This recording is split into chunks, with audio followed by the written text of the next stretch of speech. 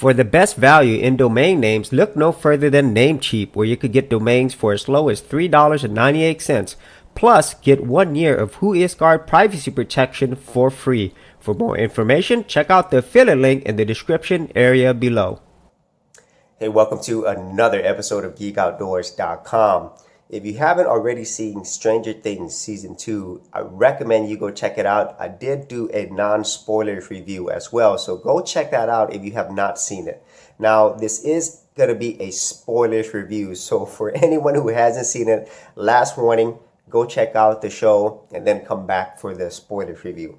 And so this one, it's going to be more of my thoughts, so I might be jumping around a lot in this because there's so many things in season 2 that I wanted to talk about in the non-spoilers review, which I couldn't. But now, assuming that all of you watch it, I am going to be talking about it. So first and foremost, in season 2, we start off like a year right after the events of season 1. As you remember, in the events of season 1, it ended off with Will spitting out a slug from the upside down world. And also with 11, actually, it seems like coming back to the real world from the upside down. And then that was a huge cliffhanger because obviously we didn't know what's going to happen after that. So in season 2, it starts off a year after the event, so it seems like everything's back to normal.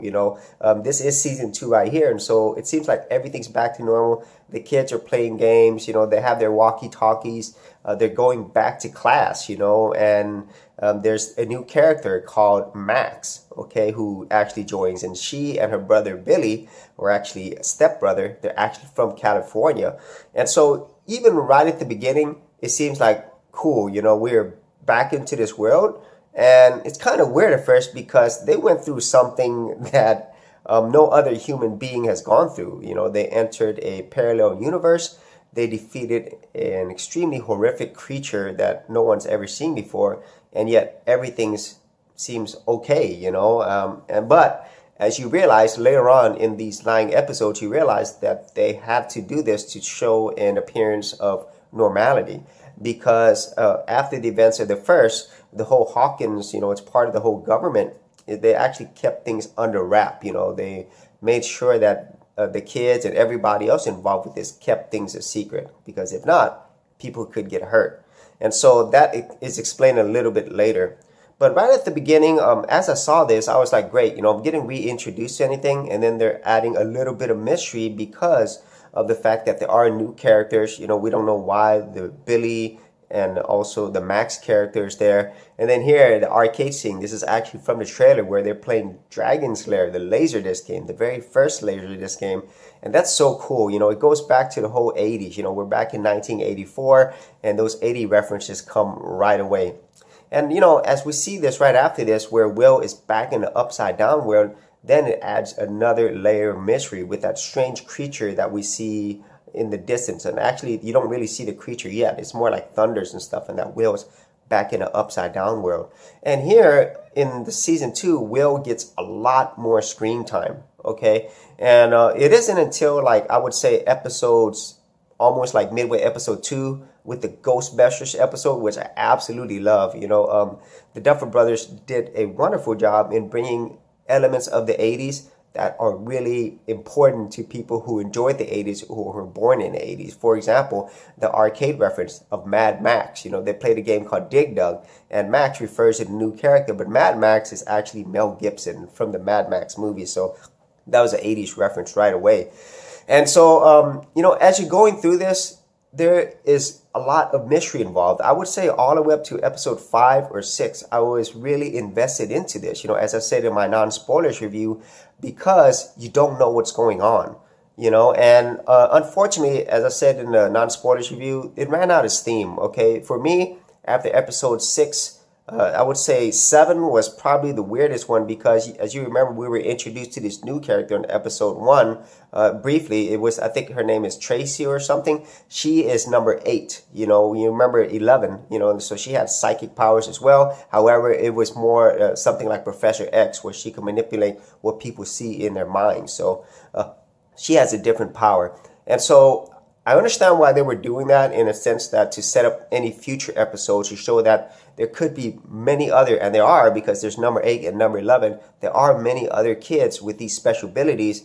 And my theory is that whenever in future seasons, wherever they go to the upside down world and you find more about this parallel universe, where you're going to need some really powerful people to go battle these creatures, or whatever it is. And so I'm thinking in the end, they're going to have all these psychic or whatever powers that all these kids get together and go to the upside down world to battle the big baddie.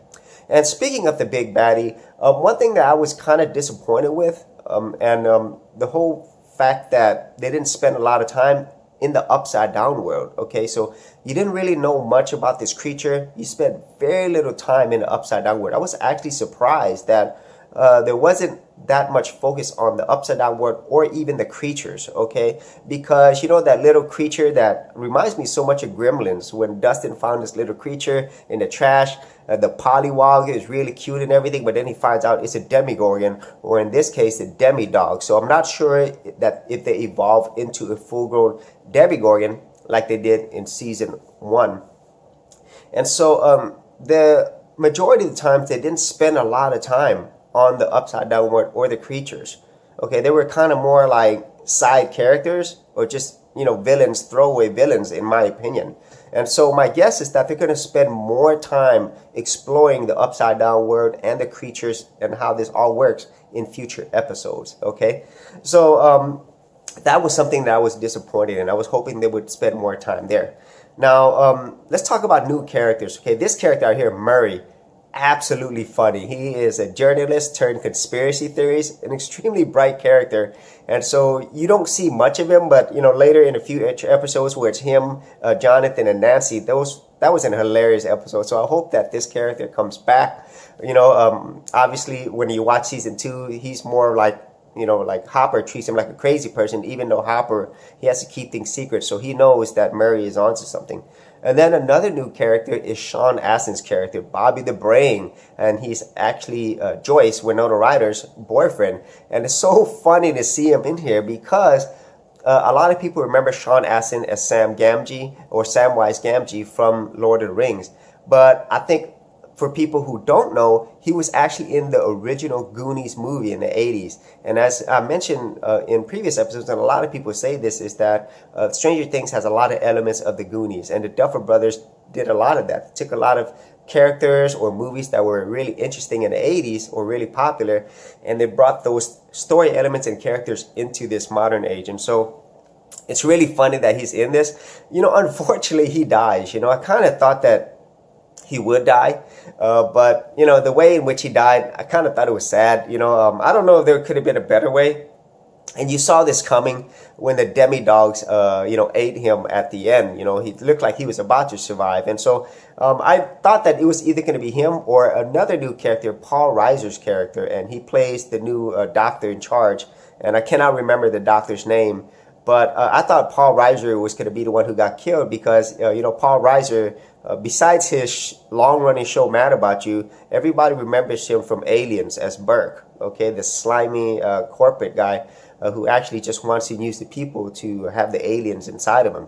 So I thought that he was going to die, but that wasn't the case, okay? And so, you know, and you also didn't know much about this new doctor character.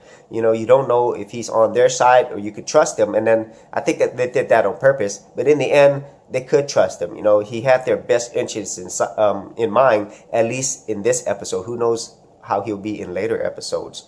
And then other characters, you know, I mentioned a lot how they evolve. You know, Jonathan, Nancy's relationship evolved. And Nancy, as you know, actually ended up with Jonathan. And I'm sorry, this is Steve, okay? So in the end, Nancy and Jonathan do get together. And then Steve and Nancy's character, you know, they kind of go their own ways. And then the other characters, Lucas and Dustin, they fight for the affection of Mad Max. But in the end, Lucas wins. And so I really enjoyed the dynamic between those three characters. My favorite character is still Dustin because he's really funny. He reminds me a lot of myself. And so I enjoy Dustin a lot. And then, you know, like in this case, Mike, the head leader kid, I guess, from season 1, he doesn't really play much of a role in this. It's really Will who plays most of it. And Will, all of the kids, they do a great job acting. Honestly, everybody in the show does a great job acting. But the way in which they made this new evil character go inside Will's body, I think that worked and that didn't work, because the way in which it ended, where they just exorcised him out of his body, it seems so cheap and cliche, That's what I didn't like about the ending. As powerful as this creature is, okay, with everything that it's able to do, it's from another world. All you had to do was exorcise it. And then, with 11, and I would talk more about 11, close the gate with her hands, much like how she killed the first Demogorgon with her hands. And that's it, and I thought that was very underwhelming, okay? Now, the last part where it did show the upside down world, you expected that, it's cliche, And so I didn't like those parts of the ending. I liked season 1's ending a lot better, okay? And so let's talk about 11, okay? Because I really feel they spent a lot more time with 11. I think they did a great job in explaining what happened in season 1 and then leading into season 2, how her relationship ends up growing with Hopper unexpectedly, okay? And that's why Hopper left the waffles in there, because she loved the waffles. And then we get to see her develop not only as a person, but also with other characters that she actually had met before or have actually ties to, specifically her mother, which was really cool. It's great to see her finally meet her mother and interact with her. And you learned a little bit more of how her mother ended up losing her and going, basically losing her mind, okay? So you remember that she got shocked by this doctor, and then she basically lost all her human memories and stuff, okay? So basically she's just brain dead, except inside the mental world whenever 11 actually goes in. And so we learn more about that, which is great. And then another thing we see is 11, her powers are actually getting stronger, because you saw how powerful that first Demogorgon was. And it took all of that and a lot of people getting killed just to kill one. And here we have probably like maybe near 100 demi-dogs, and so she is definitely more powerful, I think, in my opinion. And so by the time it got to episode 7, where she meets number 8, it felt like more of like an X-Men movie, and so that part I didn't, like I mentioned earlier, I didn't really like, and she didn't kill that doctor. She could have, because the new 8 character and their band, they really want to eliminate all the people who hurt them, and I don't think 11 is that type of character, even though she's killed bad people as well. And so yeah, I didn't really get into that much at all, but I did really enjoy how 11 developed as a character, and also as Hopper as well. Hopper sees 11 as the daughter that he lost from season 1. And so all of these things, even with Joyce, Winona Ryder's character, she develops as well. She is not as neurotic. However, she's still neurotic, but because she already experienced what happened with Will, and so she's still constantly worried about him, but she's not actually crazy worried, okay? And so there really wasn't much in the way that I could think of that the characters could have developed better, in my opinion, because I really think the Duffer Brothers did a great job in doing that, okay? I still do care about the characters, even up until the end. And hopefully in the next episode, like I said earlier, hopefully they will go back to the upside down world and explore these creatures more. And I would like to see more develop in these special characters, up until 11, and see more of that side of it as well. How did they really gain their powers through these experimentations and stuff? And in terms of Hawkins, I'm kind of bored of them spending most of their time in Hawkins. And hopefully they step out of that, and which they did. They went into the bigger city in Chicago and stuff. And so, so those are my overall thoughts on Stranger Things Season 2, the spoilers edition. And as I said earlier, I am jumping around because there's a lot of different things that you could pick up. But those are the main points, And in terms of the whole storyline, I think the fact that they focus more on the characters and the fun elements, it did work.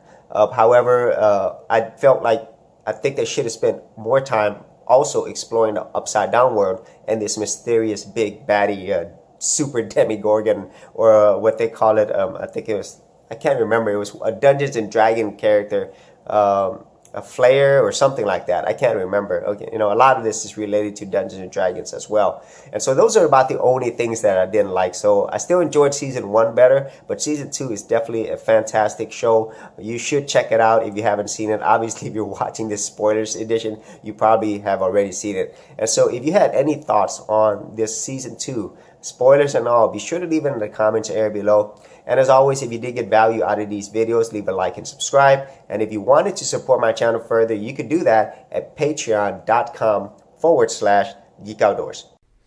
Thanks for checking out this episode. And as always, if you like these videos, be sure to click on the subscribe button.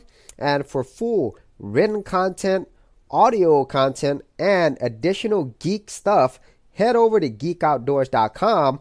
And I'll see you outdoors on the very next episode.